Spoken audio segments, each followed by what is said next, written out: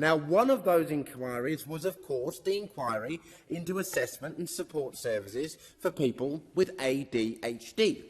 The ADHD inquiry was long overdue and extremely well engaged with by the ADHD community, despite the significant barriers that they had to overcome to engage with the submission process.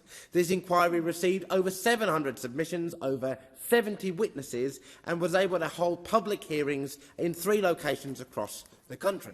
It examined topics such as the barriers to assessment and diagnosis, access to treatment, ADHD under the NDIS, ADHD in the workplace, education and custodial settings.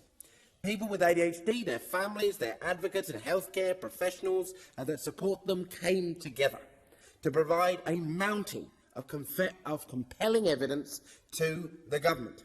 As the annual report states, this evidence was supported by contributions from the Federal Health Department, and state and territory health departments also provided updates. It couldn't be clearer from the findings of the inquiry that there is a lot of work to be done across government departments and sectors to address these significant issues, discrimination and barriers to support that ADHDers all across the country are experiencing right now. And it also could not be clearer that this work is urgent.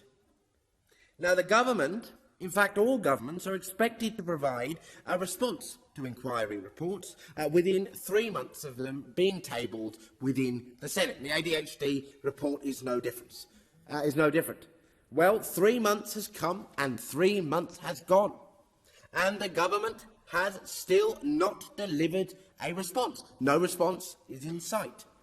It is very disappointing to see the government missing its own deadline on this, and it feels rather ironic, rather pointed, because ADHDers, a group of people who by the nature of their disability can struggle immensely to meet deadlines, managed to get their work in on time, while the government did not get their work in on time, despite having every possible advantage and resource at their disposal.